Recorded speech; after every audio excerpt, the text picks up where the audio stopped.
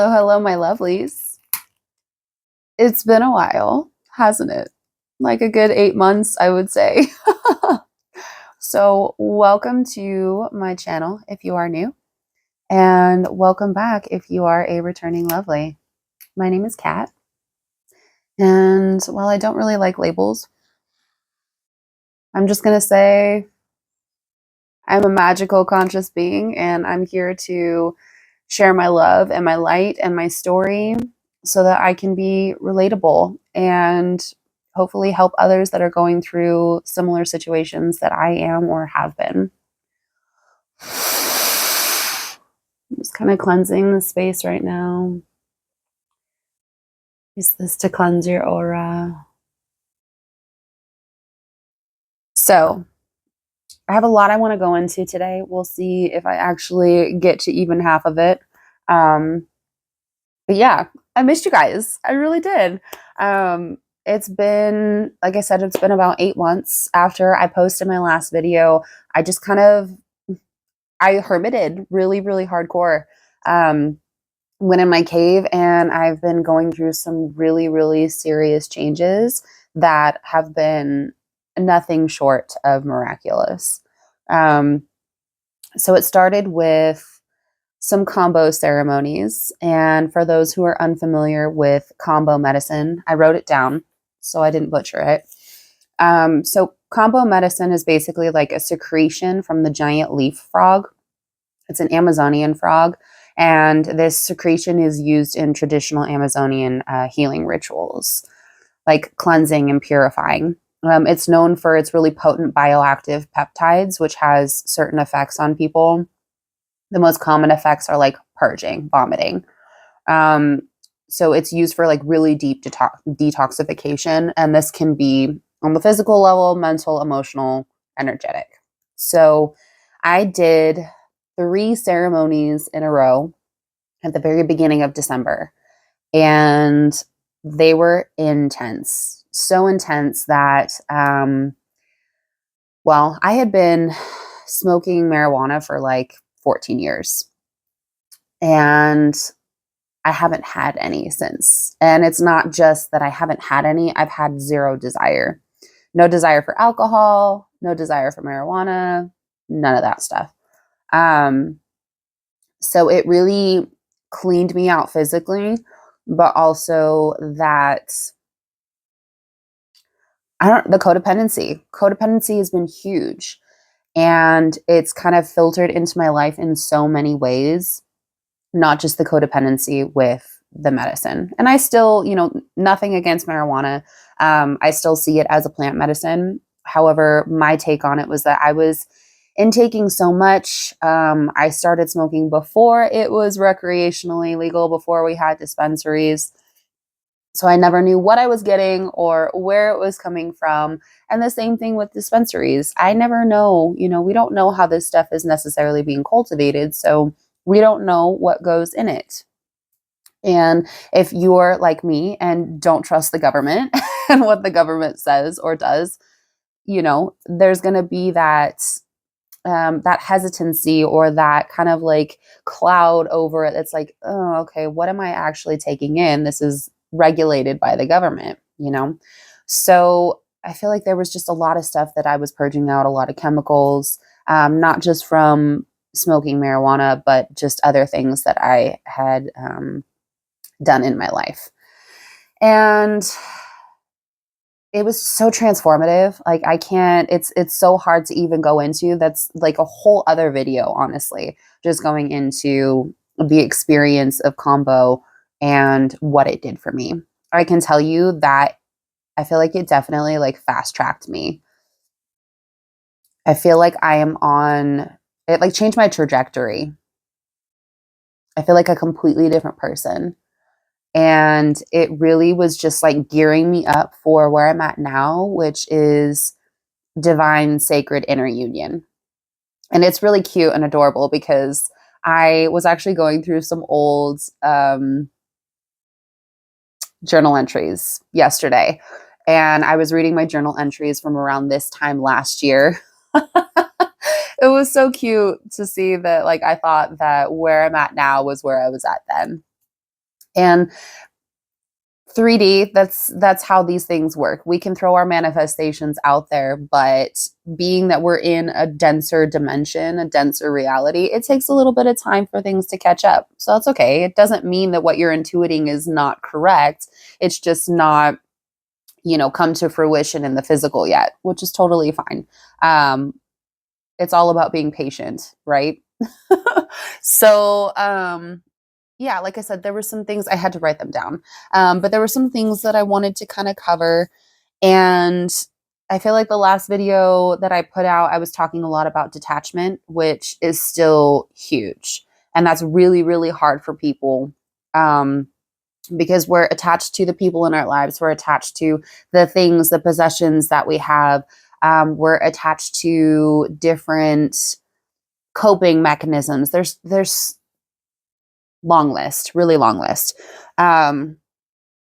So I feel like that's been a huge thing for me, is being able to detach from things, especially outcomes. Letting go of my expectations of literally everything. It's like I don't expect to have dreams. I don't know what to expect in my dreams if I have them. I don't know what to expect in the next 30 seconds.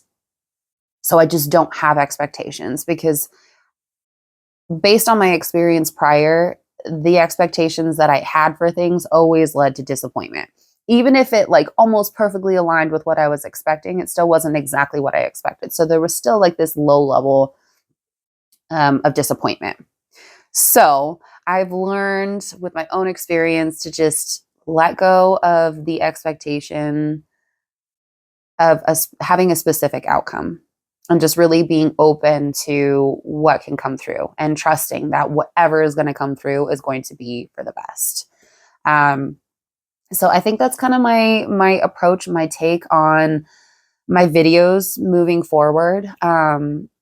If you're not new and you've watched my other videos, a lot of them were very center focused around my twin flame journey. Not that I all of a sudden just stopped being on a twin flame journey. It's shifted a lot. Whereas before, my videos were kind of hyper focused on that aspect, especially like the external aspect of it. And what I'm finding is that I was really just trying to figure out what the fuck I was going through and what I was dealing with, and just trying to make sense of my journey at that time. And like I said, it's shifted a lot for me now. I'm so focused on myself. I'm so focused on wholeness. I'm so focused on my internal union. I'm focused on remembering who I am, and really just like fully embodying that authentic, sovereign being that is me. And that's really scary for a lot of people on this journey, because as we go through this, we go through the ego deaths, we go through the dark nights of the soul, the shedding of the skin, whatever you want to refer to it as. It's scary, because essentially what you're doing is you're saying goodbye to everything that you've ever known. And that's terrifying to the ego that is very limited and only knows certain things. It's very box style living. And so to step out of that box, to let go of everything that you're familiar with and everything that you know, is terrifying.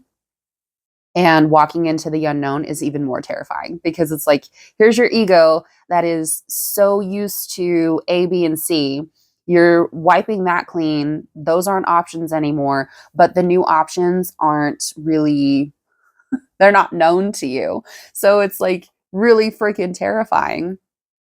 Although, based on my experience, walking into the unknown, while it's terrifying, is so rewarding, because truly everything that I've ever wanted, desired, even needed, I know is on that other side. It's in that unknown. It's just a matter of like taking the leap and stepping forward and walking into that. Um, so yeah, I feel like my approach with my videos now are more about sharing my experience. Not that I wasn't before. I was still very much sharing my experience. And like I said, kind of using it as a diary as I look at it now, to document what I was going through. But I'll be straight up, I felt like I got a little preachy there for a while.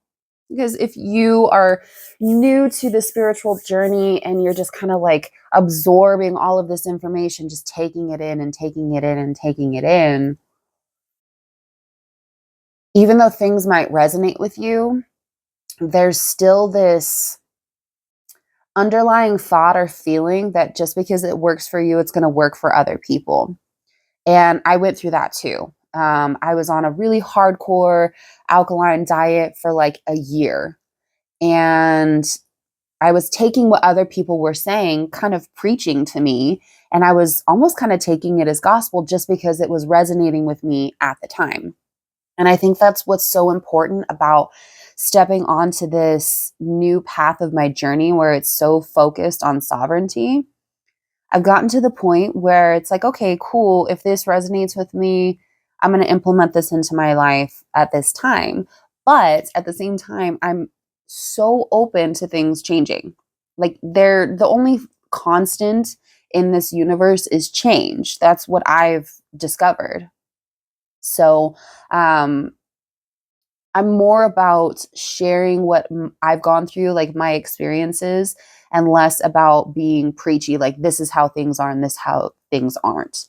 This is what you should do because this is, what we're moving into and blah, blah, blah.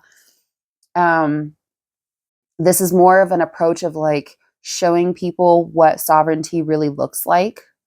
We live in a universal matrix. My understanding, again, what I'm sharing is my understanding. We live in a universal matrix of infinite possibility and probability.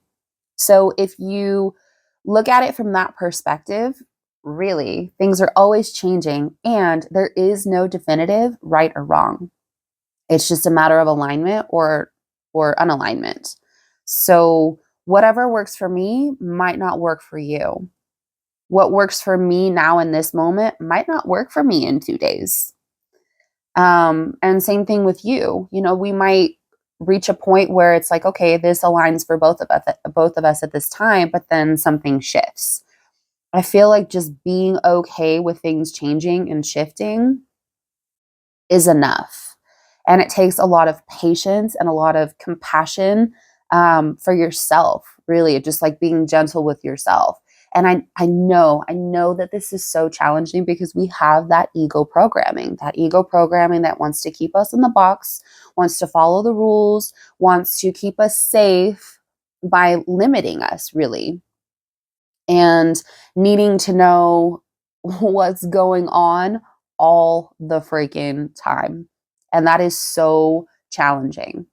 Um, what I've discovered on this journey also is that we heal these things. We have these specific things that we want to heal and let go of, these patterns and these programs that just keep coming up. It seems like we're stuck in these cycles. And for me, a lot of that has to do with like a lack mentality, especially when it comes to like financial aspects, abandonment, unworthiness, and rejection. And the thing that I've discovered on my own journey is that we're like onions. So what we're doing here is we're like peeling back these layers. We're on this spiral of healing that while we're moving upward, every time you come back around, you're facing the same struggles over and over again. So it's like you might have been on a journey for like 2 or 3 years like me, and you're like, shit, I thought I dealt with this already. Like, what the fuck? I thought I dealt with this. I thought I dealt with my abandonment issues. I thought I released this. I thought I healed this, from my ancestral line. Like, why? Why is this coming back? What I've discovered is that you can't reach a level of self mastery, especially when it comes to these particular things, if you only get through it one time. You're like, okay, I released it, it's done. You're not going to really reach like a level of self mastery unless you go through something and work through it over and over and over and over again. And I feel like that's what I've been dealing with, especially within the last 6 months.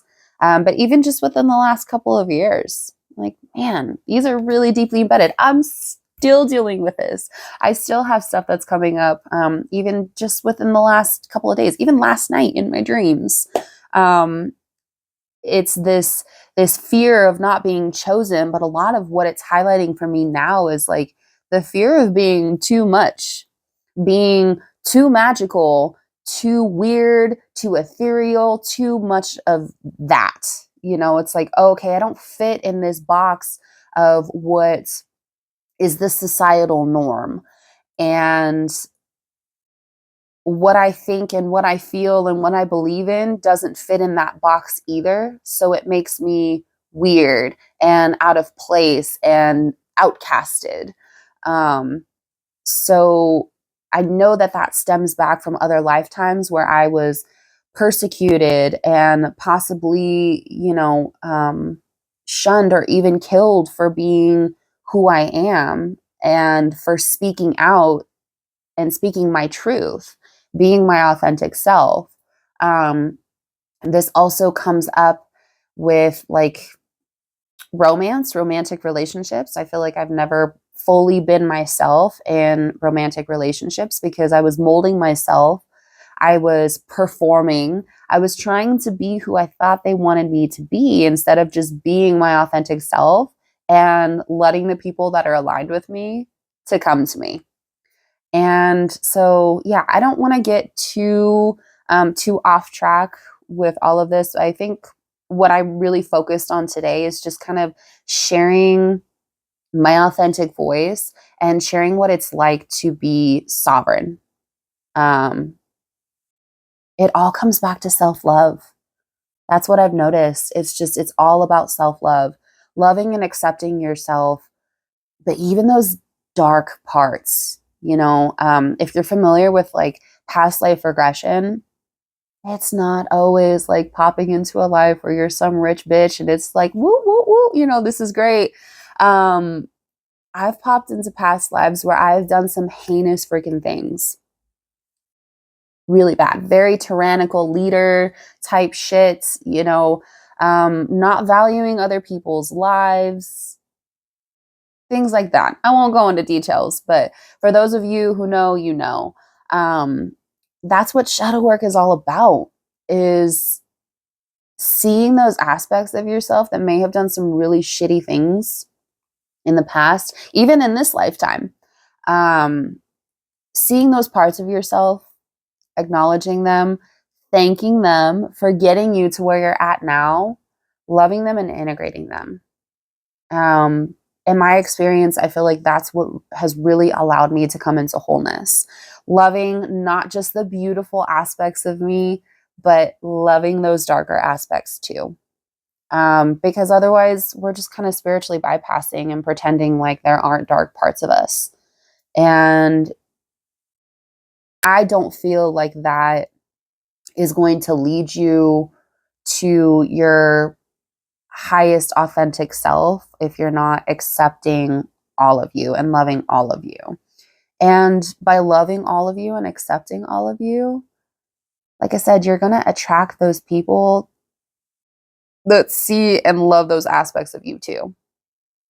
And it's at the point where it's like these other people that don't love and accept you, it's no loss to you, really, because I find that, at least, like I said, in my experience, once you reach a point of true sovereignty and true self love, and you're really like speaking your authentic truth, you don't give a shit about what other people think. You don't give a shit about what they feel. And that's not an insensitivity. It's just that you value yourself more than other people's opinions. And I feel like that's where everybody is trying to get to, especially those that are like very consciously on their spiritual journeys. They really, really, really just want to be loved and accepted by those that understand what they're going through. But if not, at least they love and accept themselves. Does that make sense? I feel like I'm kind of rambling. But either way, yeah, I hope that this really serves you and it brings you some insight or it's helpful in some way. And if not, that's totally okay too. I think that's what this is all about, is being okay with who you are and where you're at in every present moment. As long as you have the focus on always growing and learning and expanding and improving yourself, but still knowing that you're perfect in every moment, that's key. That's absolute key. Um, I think that's where I'm coming from, and that's what I've noticed on my own journey is just being really patient with myself, but also loving and compassionate. Like I had mentioned, I was on an alkaline diet for over a year. My weight and the food that I've eaten, my diet in general, that has, ever since I was really young, has had, I don't want to say has, it had always been a huge struggle for me. Um, Even when I was a stick, like really, really tiny, um, I always thought I was fat. And so there's always, or had always been, a really deep insecurity around food and diet and my weight and how I look. And gosh, I want to say it was like right before my combo ceremonies this last December. I was guided to start incorporating like more plant proteins, or not plant, animal proteins back into my eating regimen, which is really hard for me. I started eating yogurt again and eggs and fish. No red meat. I haven't had any red meat, but the occasional like chicken and turkey. And that was really challenging for me because of, like I said, like that kind of, it's kind of an obsession with my diet and my weight and what I look like. And what it taught me was I need to have a better relationship with my food. I need to have a better relationship with my body. And if my body wants some pastries, I'm going to eat some pastries. You know, for me, it's focusing more on giving myself and giving my body what she wants, but also not overindulging. Really loving and respecting the food that I'm eating as nourishment and as pleasure, you know, and no judgment to anybody. But I can't with the fucking gurus, with the fitness gurus online that are like, if you're a woman over 30 and you're dealing with this or that, this is what you need to do in your life. Watching that was really showing me that I was doing the same thing in my past videos, being hella preachy about what people need to do. If this is what you're dealing with, this is what you need to do. Rather than, if this is what you're dealing with, here's a suggestion, see if it works for you. In my opinion, that's a better approach. So if I were to recommend anything to anybody, it's don't follow the fads. Don't follow what anybody else is telling you that you need to do, whether that's a fucking scientist or it's a fitness guru. Do what feels right for you. Follow your path. Do what feels aligned. And if eating pastries every weekend for a month feels aligned for a month and all of a sudden it changes, that's okay. It's totally okay. Like I said, change is like the only constant in our universe. And your path and your journey is completely unique from somebody else's. So, with that, I'm going to leave you there.